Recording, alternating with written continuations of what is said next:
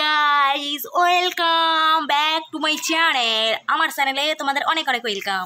তো এখন আমি বইয়া রয়েছি হচ্ছে গিয়া মাসিদের বক্স জানলার উপরে, আর বসে বসে ভাবি আমি সারাদিন কি করে মেটাবো তোমার এই ঋণ।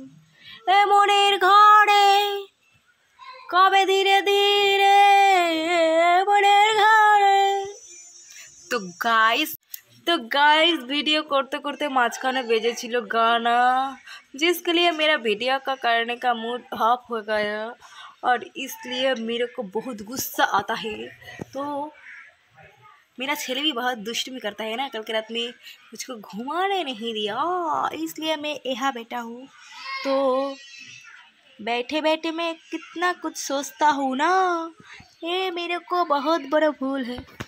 তো গাইস, তোমরা সবাই কেমন আছো বলো? আমি আছি অনেক অনেক ভালো। আর আমি এখন আছি মাসি বাড়িতে, আর আজকে বিকালবেলায় চলে যাবো। ভাল লাগে না এখানেই থাকতে, ভালো লাগে একটু বাইরে ঘোরাঘুরি করবো, কাজবাজ করবো না, এটাই তো সবার ভালো লাগে না? তো আমারও সেটাই ভালো লাগে, কিন্তু আমার কপালে নাই সুখে থাকা।